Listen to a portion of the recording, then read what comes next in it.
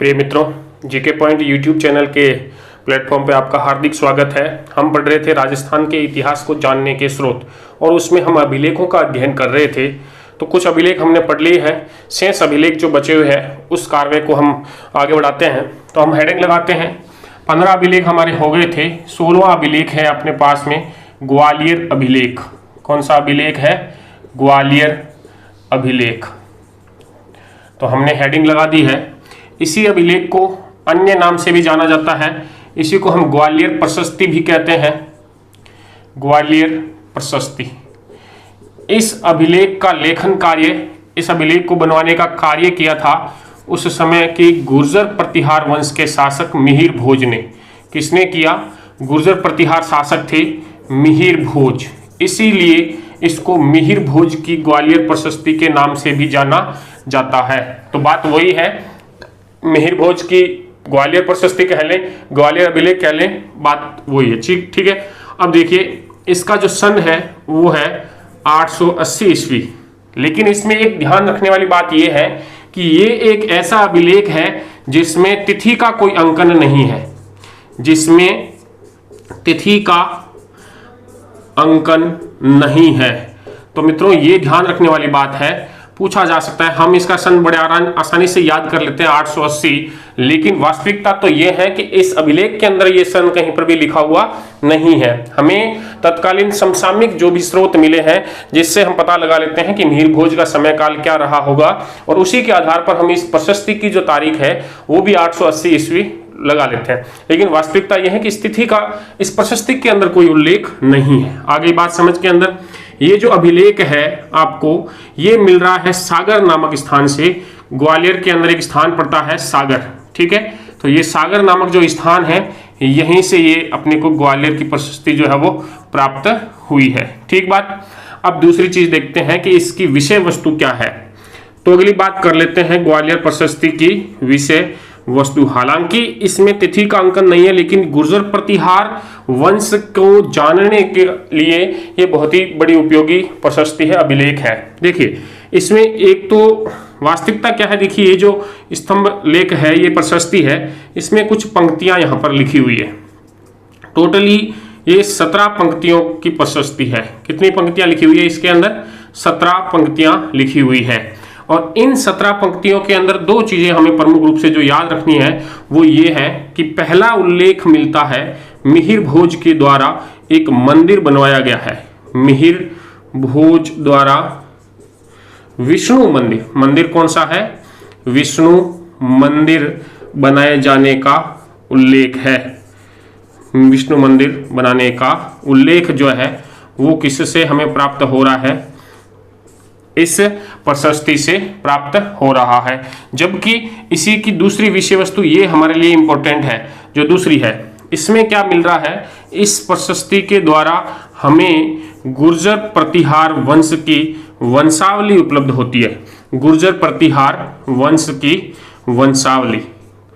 तो मित्रों, ये जो प्रश्न है इसी विषय वस्तु के लिए कई बार पूछा जाता है कि गुर्जर प्रतिहार की जो वंशावली है वो कहां से उपलब्ध हो रही है। तो ग्वालियर अभिलेख से या ग्वालियर प्रशस्ति से ही प्राप्त हो रही है। कब का है? 880 का है। किसका है? मिहिर भोज का है। ऐसा कौन सा अभिलेख है जिसमें कहीं कोई तिथि का उल्लेख नहीं है? तो कौन सा हो जाएगा मित्रों? ग्वालियर अभिलेख। कहां से प्राप्त हुआ है? ग्वालियर में सागर नामक एक स्थान है, वहां से प्राप्त हुआ है। इसकी मुख्य विषय वस्तु क्या है?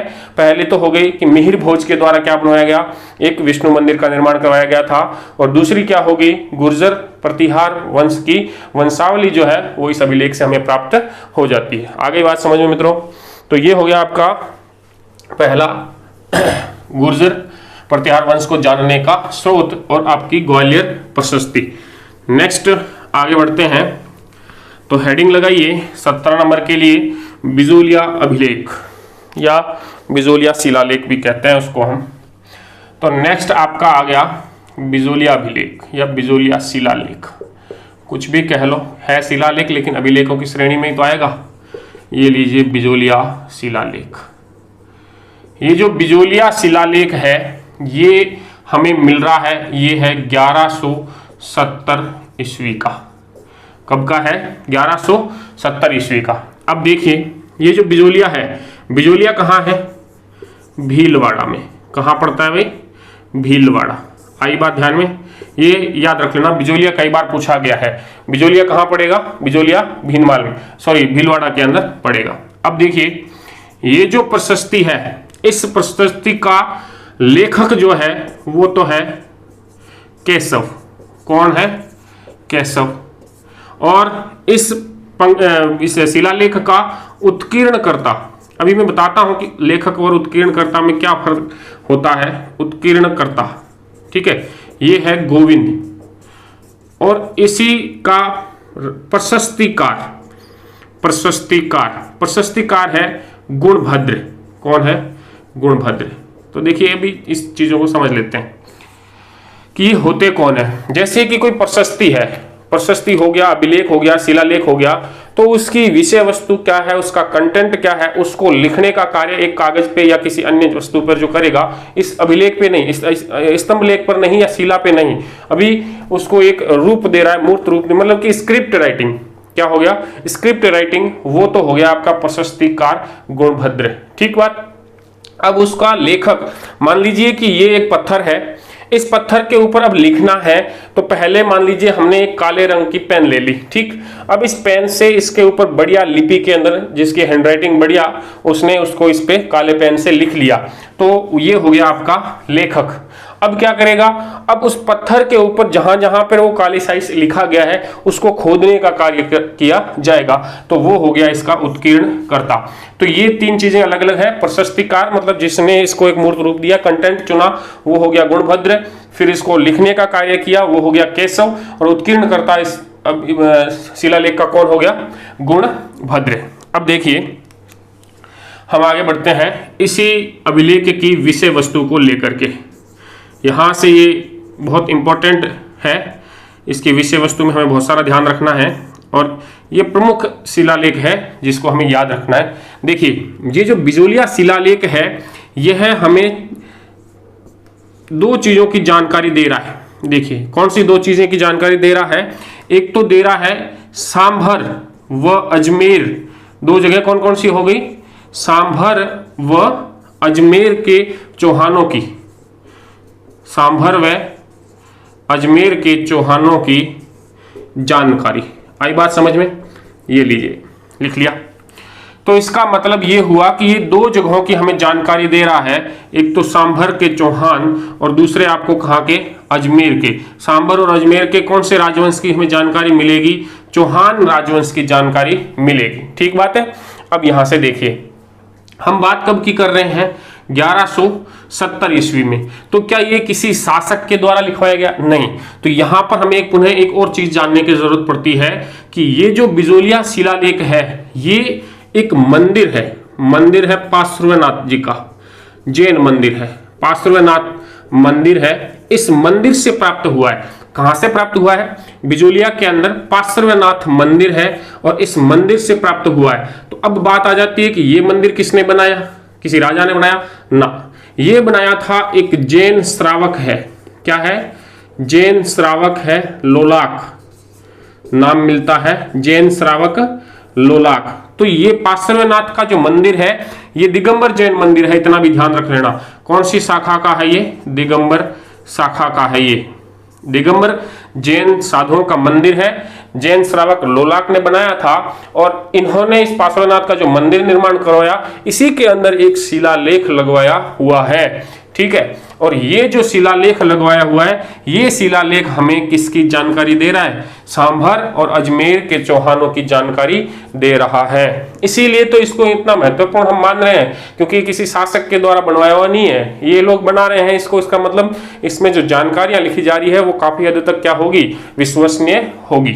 अब देखिए ये बात कर रहे हैं सांभर और अजमेर के चौहान, और कब का समय है? 1170 का समय है। इसका मतलब जो है इन चौहानों का कौन सा शासक इस समय रहा होगा?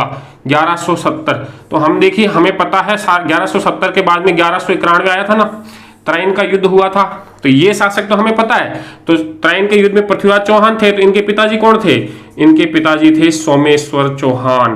तो ये किसके समय का है? सोमेश्वर चौहान के समय का है। कौन सा अभिलेख? बिजोलिया अभिलेख। आ गई बात समझ के अंदर। तो ये सोमेश्वर चौहान तक की जो जानकारी है वो जानकारी हमें कौन सा अभिलेख से मिलती है?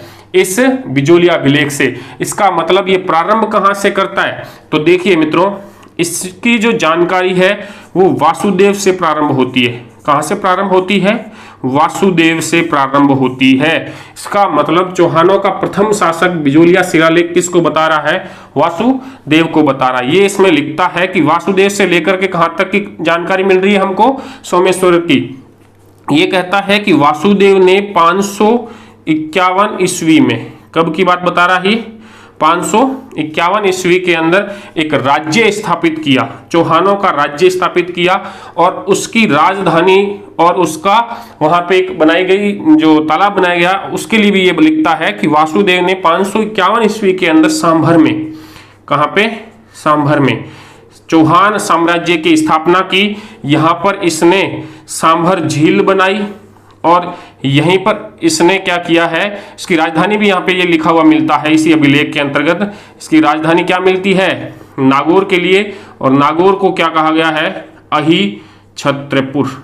क्या कहा गया है? नागौर को अहिछत्रपुर। अहिछत्रपुर से वर्तमान हम किसका नाम लगाएंगे?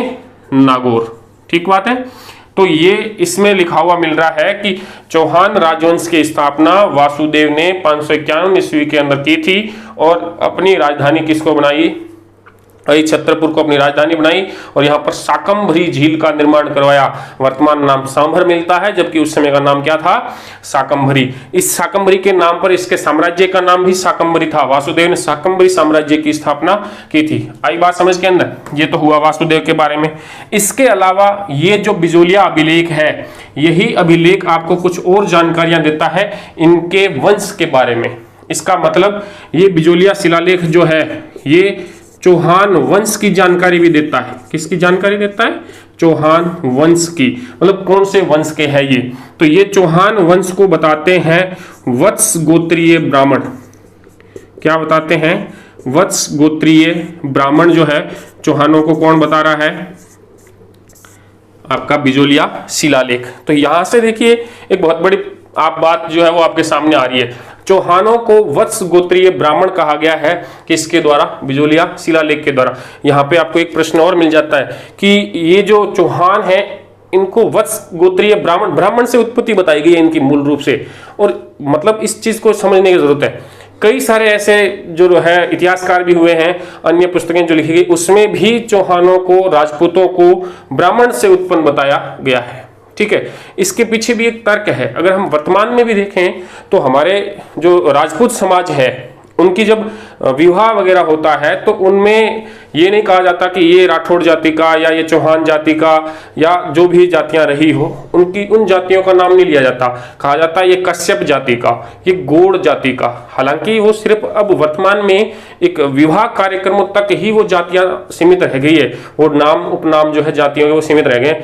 प्रचलन में तो वो नाम नहीं है, लेकिन कहीं ना कहीं ये जरूर है कि इनके जो पूर्वज है वो कैसे रहे हैं, ब्राह्मण रहे हैं और उसके बाद में ये क्षत्रिय जो है वो इन्होंने धारण कर लिया है। आगे बात समझ में। तो यहां हम दो चीज और भी देख लेते हैं। पहले मैं इसको मिटा लेता हूं। देखिए यहां सीधा रिपीट कर लेते हैं फटाफट से। बिजोलिया जो शिलालेख है वो 1170 ईस्वी का है।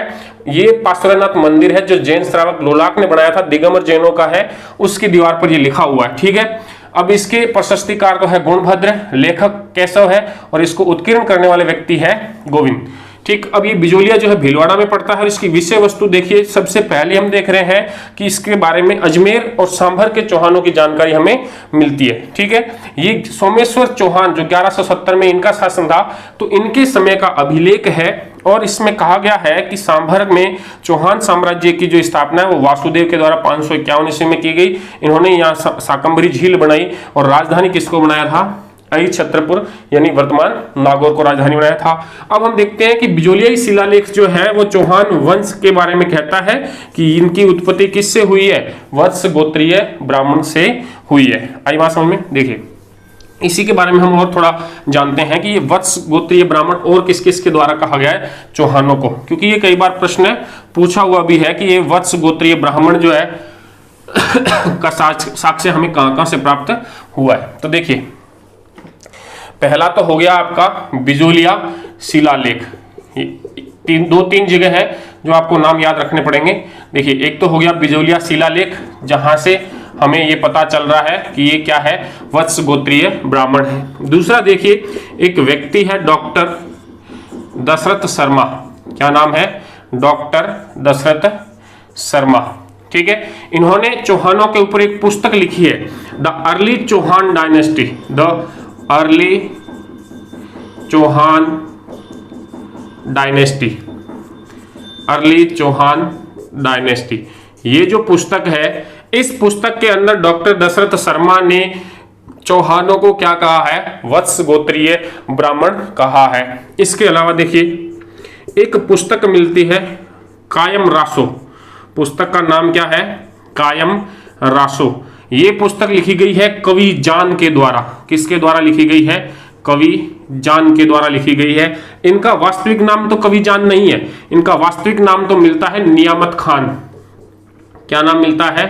नियामत खान। ये इनका वास्तविक नाम है।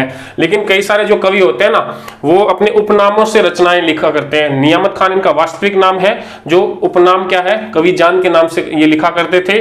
और इन्होंने एक पुस्तक लिखी है कायम रासो। इसके अंदर इन्होंने गोगा जी के वंशजों की स्पष्ट जानकारी दी है। और वर्तमान के अंदर भी आपके ये जो अपने शेखावटी के अंतर्गत जो जगह है, वहां से आपको ये कायम खानी जो मुसलमान है वो मिल जाएंगे। ये जो कायम सिंह थे वो पहले राजपूत थे, लेकिन बाद में उन्होंने मुस्लिम धर्म ग्रहण कर लिया था। तो गोगा जी के भक्त जो है वो हिंदू और मुस्लिम भी दोनों है, और वो उनको गोगा पीर के नाम से भी जानते हैं। आई बात, पीर शब्द जो है वो उर्दू भाषा के अंदर प्रयोग में लिया जाता है और मुसलमानों का शब्द है। तो कुल मिला के बात ये हुई कि वो कायम खानी तो आज भी हमें वहां पे मिल जाते हैं, जो पहले राजपूत थे। लेकिन और उसमें ये कहा गया है कि हम जो राजपूत अभी मुसलमान है, पहले राजपूत थे, और राजपूतों से पहले हम ब्राह्मण थे। क्या थे? ब्राह्मण थे। तो ये कायम रासो भी एक प्रमाण के तौर पर है, जो क्या बताते हैं? राजपूतों की उत्पत्ति को ब्राह्मणों से उत्पन्न बताते हैं। तो ये तीनों जो है ये ब्राह्मण उत्पत्ति के प्रमाण है। आई बात समझ गए अंदर? तो ब्राह्मण उत्पत्ति के साक्ष्य जो मिलते हैं राजपूतों के लिए, वो कौन कौन से हैं?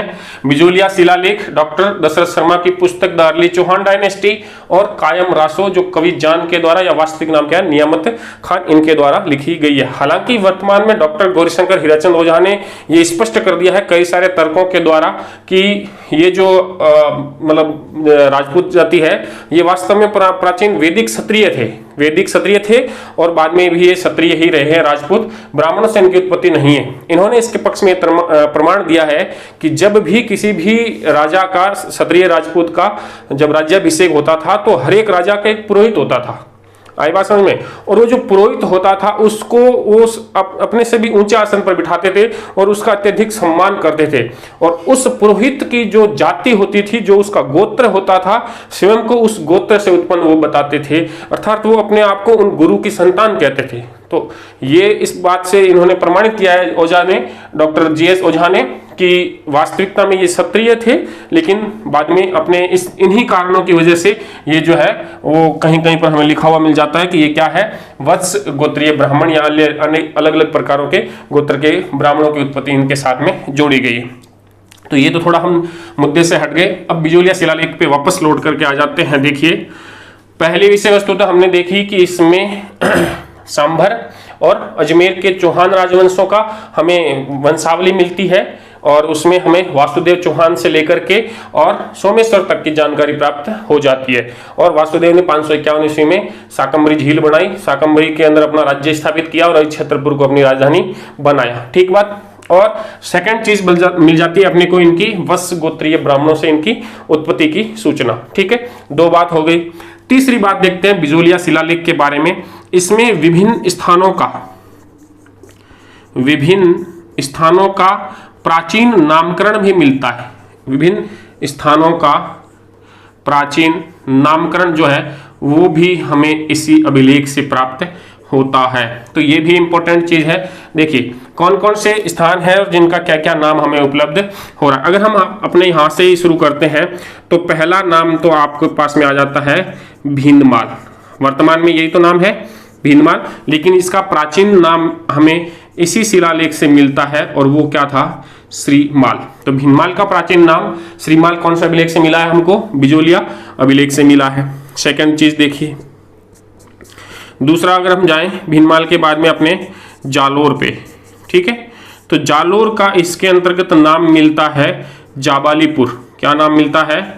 जाबालीपुर। यहाँ महर्षि जाबाली की तपोभूमि थी ये, और उनके नाम के आधार पे इसका नाम क्या रखा गया था उस समय इस बिजोलिया शिलालेख के अंतर्गत? जाबालीपुर। हालांकि बाद में जाल वृक्ष की अधिकता थी यहाँ पे, तो ये क्षेत्र किस नाम से जाना गया? जालोर के नाम से। जाल जानते हो ना, पीलू जिस पर लगते हैं, जो हमारे मारवाड़ के अंगूर कहलाते हैं, है ना, वही। तो देखिए भीनमाल हो गया, जालोर हो गया। तीसरी चीज देखिए, स्वयं बिजोलिया जो है, बिजोलिया जो है वर्तमान नाम तो बिजोलिया है, लेकिन इसका प्राचीन नाम था विंध्यावली। क्या नाम था? विंध्यावली। तो बिजोलिया शिलालेख के अंदर इस बिजोलिया का नाम हमें क्या मिलता है? विंध्यावली मिलता है। आ गई बात समझ के अंदर। नेक्स्ट देखिए, इसके अलावा देखिए नागदा। नागदा जो है इसका वास्तविक नाम मिलता है नागरद। आई बात समझ में? नागदा का क्या नाम मिल रहा है? नागरद नाम हमें प्राप्त होता है। देखिए इसके अलावा भी है, इसके अलावा देखिए हमें क्षेत्र मिलता है ऊपरमाल। ऊपरमाल का पठार हमने सुना है ना। ऊपरमाल जो है इसको उस समय इस बिजोलिया शिलालेख के अंतर्गत कहा गया है उत्तराद्री। क्या कहा गया है? उत्तराद्री। इसके अलावा देखिए उत्तराद्री ऊपरमाल को कहते हैं दिल्ली। दिल्ली जो है इसका प्राचीन नाम मिलता है दिल्ली का, या ढिल्ली का भी कई जगह पर इसका नाम मिलता है, द की जगह ढ पे है, ठीक है। तो दिल्ली का प्राचीन नाम क्या मिल रहा है? दिल्ली का मिल रहा है। ऊपरमाल का जो क्षेत्र है उसका ये उत्तराद्री मिल रहा है। इसके अलावा देखिए मांडलगढ़। मांडलगढ़ इसका जो प्राचीन नाम है वो मांडलकर मिलता है। आई बात समझ में? मांडलगढ़ का नाम क्या मिल रहा है? मांडलकर मिल रहा है। दिल्ली का ढिल्ली का या दिल्ली का मिल रहा है। ऊपरमाल को उत्तराद्री कहते थे, नागदा को नागरद कहते हैं, बिजोलिया को विंध्यावली के नाम से जाना जाता था, जालोर को जाबालीपुर के नाम से, भीनमाल को श्रीमाल के नाम से। इसके अलावा देखिए नागौर। नागौर को हमने पहले ही देख लिया है, किस नाम से जानते थे? अही छत्रपुर के नाम से जानते थे, अही छत्रपुर। इसके अलावा सांभर। सांभर को किस नाम से? शाकंभरी के नाम से जानते थे। तो कुल मिलाकर के ये हमें जो वर्तमान के अंदर प्राचीन नामों की नामावलियां प्राप्त होती है कि भाई श्रीमाल भीनमाल को कहते थे, जाबालीपुर जालोर को कहते थे, विंध्यावली बिजोलिया को कहते थे। ये सारे जो नाम हैं वो हमें कहाँ से प्राप्त हो रहे हैं? बिजोलिया शिलालेख से प्राप्त हो रहे हैं। आ गई बात समझ के अंदर। तो ये जो आपका बिजोलिया शिलालेख था, इस शिलालेख में से कई सारे प्रश्न बनते हैं। ब्राह्मण उत्पत्ति बताता है ये चौहानों की। इसके अलावा पूरी वंशावली हमें प्राप्त होती है, और वंश के साथ साथ हमें सन भी प्राप्त होता है। 551 ईस्वी से जो है वो चौहानों का साम्राज्य प्रारंभ होता है वासुदेव की साथ। आगे बात समझ में? तो ये सारी जो जानकारियां हैं वो हमें कौन से शिलालेख से मिल रही है? बिजोलिया शिलालेख से प्राप्त हो रही है। तो अब नेक्स्ट आगे बढ़ते हैं, ये मैं मिटा देता हूं।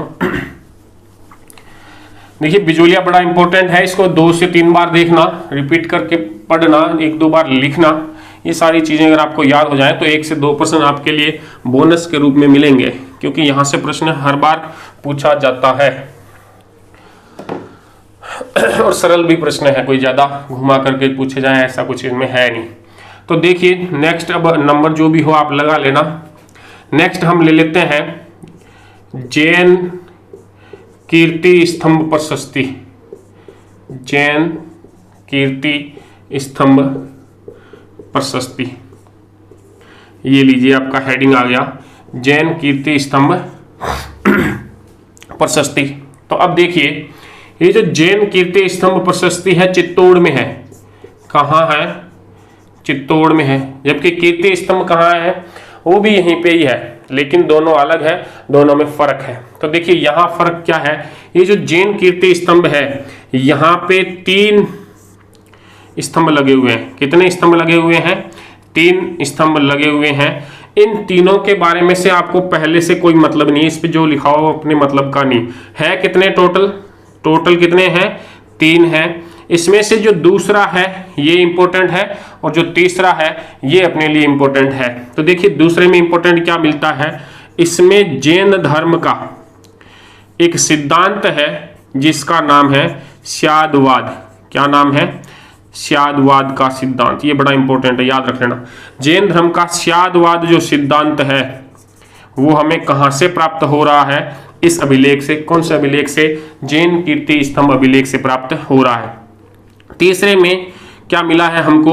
इन तीनों अभिलेखों के निर्माता का नाम। तीनों अभिलेखों को बनाने वाला, तीनों अभिलेखों को बनाने वाला जो है उसका नाम मिलता है जीजाक। क्या नाम मिलता है? जीजाक। जाति अगर याद रखना चाहो तो रख लेना बगेरवाल। ये व्यक्ति है, इसने इन स्तंभों को लिखवाया था यहाँ पर। तो जीजाक बगेरवाल जो है ये तीसरे स्तंभ लेख में लिखा हुआ है कि ये जो तीनों स्तंभ लेख है ये व्यक्ति लिखवा रहा है। जबकि हमारे लिए प्रमुख हो जाता है जैन धर्म का जो ये स्यादवाद का जो है सिद्धांत। ये कहाँ से प्राप्त होता है? इस जैन कीर्ति स्तंभ प्रशस्ति जो है, जैन कीर्ति स्तंभ लेख जो है, यहां से हमें प्राप्त हो रहा है जैन धर्म का स्यादवाद का सिद्धांत। ये बड़ा इंपॉर्टेंट है, देखिए याद रख लेना। हमने पहले पढ़ा है बौद्ध धर्म के त्रिरत्नों का उल्लेख कौन सा अभिलेख से हो रहा है? तो हमने सबसे पहले देखा था विराटनगर अभिलेख, वहां से बुद्ध धम्म और संघ का हमें मिला था। जबकि जैन धर्म के सिद्धांत स्यादवाद का जो है प्राप्ति हमें कहां से हो रही है? जैन कीर्ति स्तंभ वाली प्रशस्ति से हमें इसकी प्राप्ति हो रही है। ठीक बात है। अब आगे बढ़ते हैं। अगला देखिए, अगला है आपका, दोनों को मैं एक ही साथ ले रहा हूं। एक तो मंदिर बना हुआ है लुणवसही का मंदिर, ठीक है।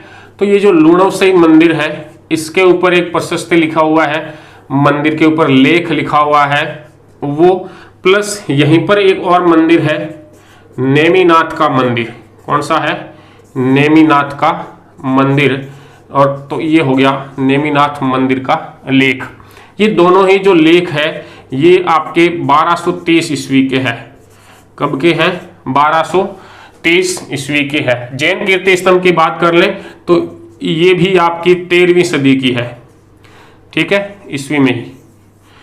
तो 13वीं सदी की जैन कीर्ति स्तंभ थी, ये भी 13वीं सदी का है। इसका सन हमें यहाँ पे मिल जाता है 1230 ईस्वी में लुणवसही का और नेमिनाथ का मंदिर। देखिए इनसे कुछ भी ज्यादा नहीं, बस 2 चीजें याद रखनी है, 2 ही चीजें हर बार इनसे पूछी जाती है।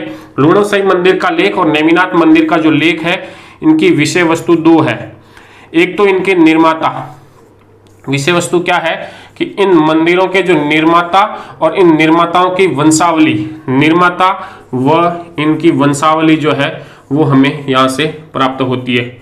मतलब कि अब हमें यहाँ पे ध्यान रखना है कि इसके निर्माता कौन हो गए। तो इसके निर्माता है 2 भाई है, 2 सेठ है, वस्तुपाल व तेजपाल। वस्तुपाल व तेजपाल। देखिए जैन लोग अपने नाम के आगे सा लगाना पसंद करते हैं, हम भी लगा लेते हैं सम्मान देते हुए, सा वस्तुपाल व तेजपाल। ठीक बात है।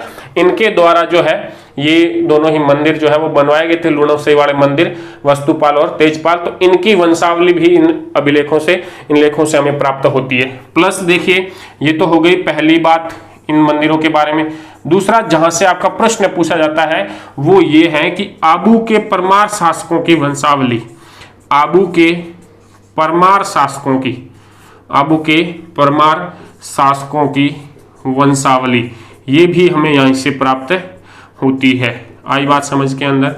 ये जो वस्तुपाल है जिसका हमने नाम अभी यहाँ पे लिखा है, ये जो वस्तुपाल है ये वास्तविकता में आबू के परमार वंशी शासकों का मंत्री है।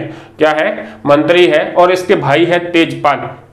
तेजपाल ने अपने पुत्र है लूण सिंह और अपनी इनकी पत्नी है, उनके द्वारा जो है उनके कहने पर इस मंदिर का निर्माण करवाया है, उनके श्रेय के लिए बनाया है, पुत्र और पत्नी के लिए। तो ये वस्तुपाल और तेजपाल जो है ये वास्तव में इन परमार शासकों के ही अधीन है, परमार शासकों के मंत्री है।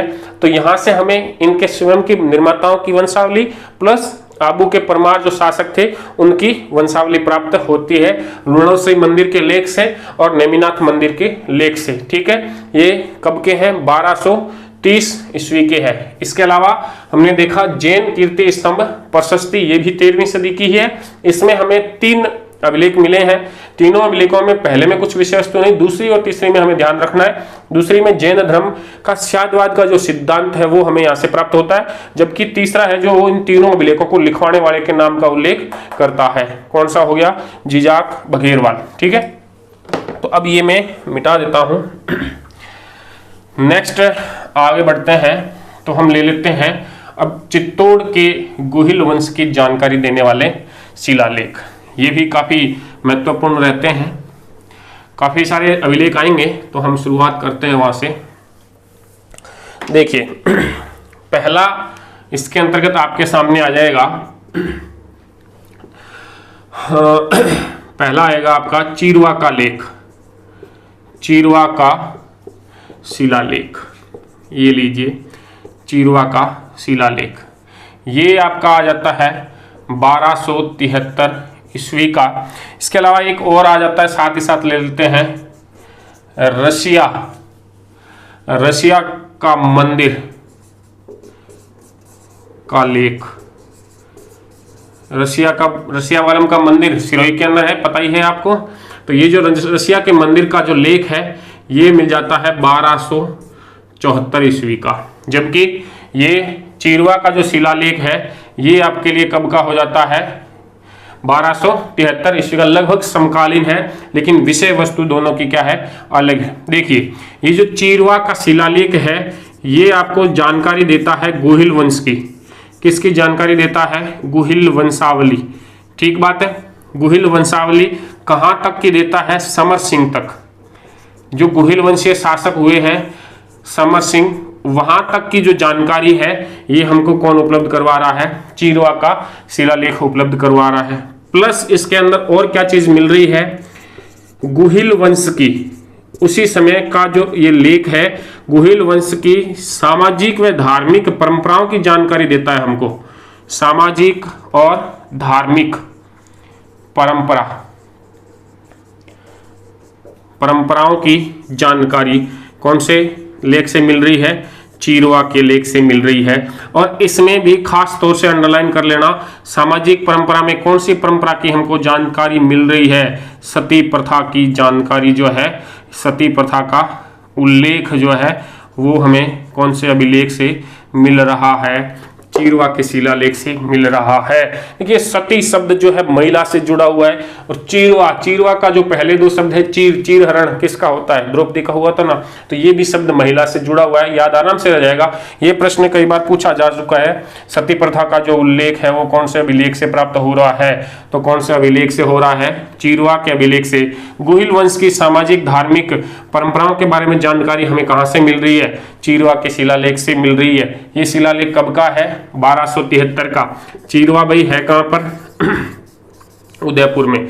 ठीक बात है, तो ये हो गया आपका चीरवा का लेख। अब आता है रसिया मंदिर का लेख 1274 का। ठीक है, तो यह भी हमें किसकी जानकारी दे रहा है? गुहिल वंश की जानकारी हमको इससे किसकी मिल रही है? गुहिल वंश की जानकारी जो है वो इस लेख से हमको मिल रही है। देखिए इसमें गुहिल वंश की तो जानकारी मिल रही है, ये बात तो ठीक है, लेकिन वास्तविकता में रसिया जो मंदिर का जो लेख है इसका महत्व इस बात में है कि यहां से गुहिल वंश के बारे में, उस समय का जो गुहिल वंश है, गुहिल वंश की प्राकृतिक स्थिति या गुहिल जो साम्राज्य है, गुहिल साम्राज्य या जो राज्य है उसकी प्राकृतिक स्थिति का जानकारी हमें मिल रही है। देखिए प्राकृतिक स्थिति के अंतर्गत क्या आते हैं? उस समय के वृक्षों के बारे में जानकारी मिल रही है, उस समय की उपज क्या है, कृषि उपज क्या है, वनों की उपज क्या है, उसके बारे में हमें जानकारी मिल रही है। उस समय के पक्षी जो है उनके बारे में जानकारी हमें मिल रही है। तो गुहिल, ये यहां से इंपॉर्टेंट प्रश्न बन जाता है, अभी तक पूछा नहीं गया लेकिन कभी भी पूछा जा सकता है, बहुत महत्वपूर्ण प्रश्न है। गुहिल साम्राज्य की प्राकृतिक स्थिति का बखान करने वाला लेख कौन सा है? या इस समय क्या है? देखिए रसिया का जो मंदिर का जो लेख है इसकी जो विषय वस्तु है वही प्राकृतिक जो संसाधन उपलब्ध थे उस समय के, और उनका जो वर्णन है वो इसमें किया हुआ है। तो देखिए प्राकृतिक स्थिति बता रहा है, उस समय के वृक्ष कौन कौन से हैं, उस समय की उपज क्या है, मतलब एक वन का जो चरित्र चित्रण है, एक प्रकृति का जो चरित्र चित्रण है वो कौन से वाले में हो रहा है, रसिया मंदिर के लेख के अंतर्गत हो रहा है। ये कब का है भाई, 1274 ईस्वी का है, और इससे हमें ये जानकारी मिलती है वंश कौन सा है, गुहिल वंश। आ गई बात समझ के अंदर। तो इस प्रकार से 4-5 अभिलेख आज अपने पूरे हो जाते हैं। अगली क्लास के अंदर 4-5 अभिलेख और होंगे, उसके बाद हमारा अभिलेख का जो चैप्टर है वो कंप्लीट हो जाएगा। ठीक है, धन्यवाद।